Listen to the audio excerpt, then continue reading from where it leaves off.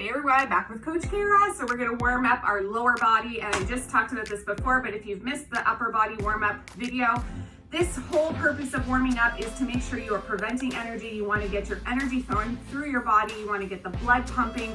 Those muscles need to be warm, the ones that you are planning on weightlifting for the day. Even if you're doing some sort of cardio, you'll always notice that there is a warm up phase. It should last about 10 minutes. And then if you are weightlifting right after your dynamic warm up, what you wanna make sure that you're doing is doing very, very lightweight, if not no weight at all, just body weight.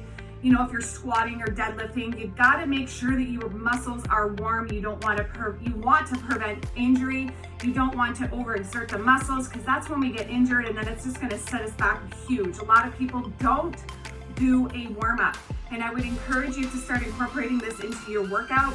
Another really great way, if you're getting a little sick and tired of doing some dynamic work for your warm-ups, you can also do some core training at the beginning of your workout. And I do recommend this because a lot of the times, most people don't really love to train their core, and they'll put it at the end of your workout and then they'll make excuses and they'll skip it. So I don't really recommend that for you. So let's get into it without further ado. If you are squatting or deadlifting or lunging or doing some leg presses or curls or whatever you're doing for your hamstrings, your quads, your glutes, you want to really make sure that you are warming up this area. There's also something called glute activation, which I will coach you through on a separate video. So if you haven't already watched that, go ahead and watch it after this one, because if you're really focused on, your booty, the glutes, if you are not actually activating your glutes prior to your workout, you're doing basically not the full extent of what your body is capable of, and you'll be able to burn more calories this way and incorporate more muscle mass during that workout if you activate your glutes properly. So stay tuned for that video, but without further ado, what you want to do is start warming up your hip flexors. Again, the quads, the hamstrings, the glutes, so you can hold onto the wall. You want to make sure that you have a bend in both knees.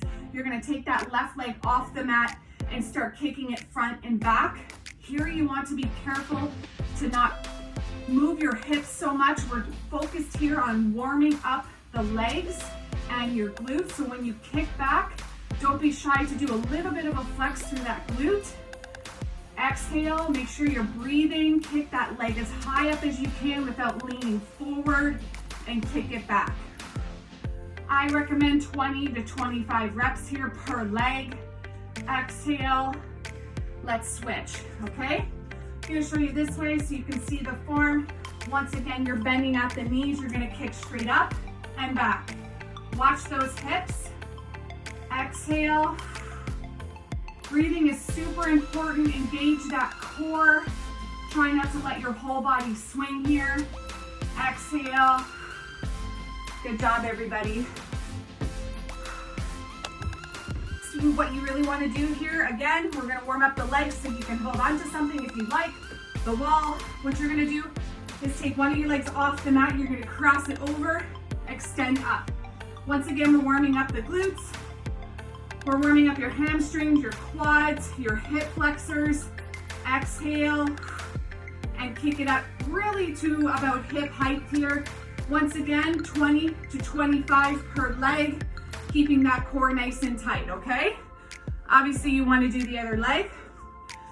Another really great way to warm up, you're going to get into your squat position, okay? So about hip width apart, you're going to have a bend in your knees. Again, if you haven't already watched the video on how to do a proper squat, I will link it up here. But you want to pull your hips slightly forward and tuck your core. We are engaging our transverse abdominals always when we are weightlifting for our lower body, okay? It really needs to have some core strength to it. So you don't want to be doming out forward, okay? So you're going to tuck a little bit. What I mean by that is your butt's not sticking out here. You're going to be here. Okay, so once you're here, what you're going to do is hinge at the hip. I want you to touch underneath your toes and lead down to the ground with your butt. Inhale back up with your bottom. Stand up straight. Okay, you're still crunched forward. We're not using that as an excuse to pull our bottom out. Okay, so let's try that again. Your arms should really, ideally, stay on the inside of your knees. You're going to squat down again. Inhale, exhale forward. Once again, let's go. Over top, Put those fingertips underneath your toes, squat down. Keep your back as straight as you can.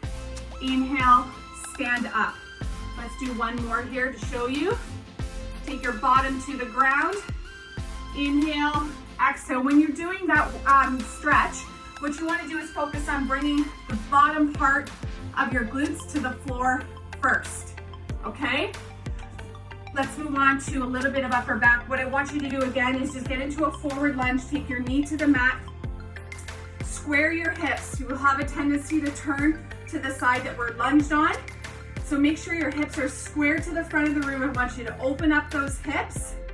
As you pull slightly forward here, you should be feeling the stretch here. Take your arm on the inside of your leg and twist to the opposite side. Look up at your thumb.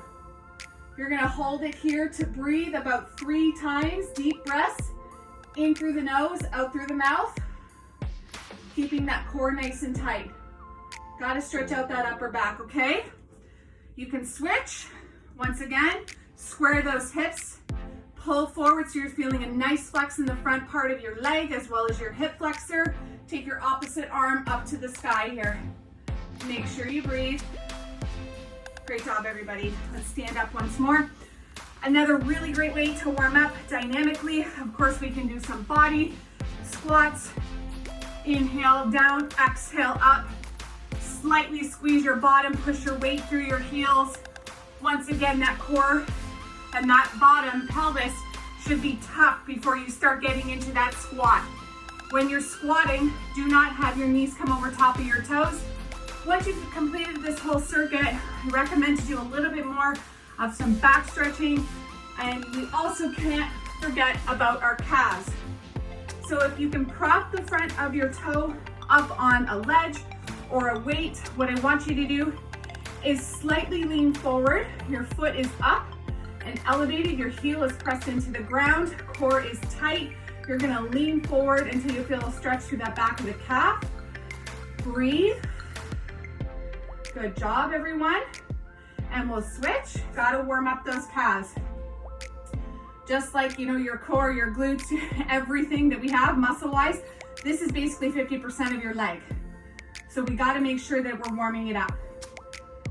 Great job, everybody. You can do a little bit more. Again, warm-ups with light weights. That's it for lower body. We'll see you on the next video.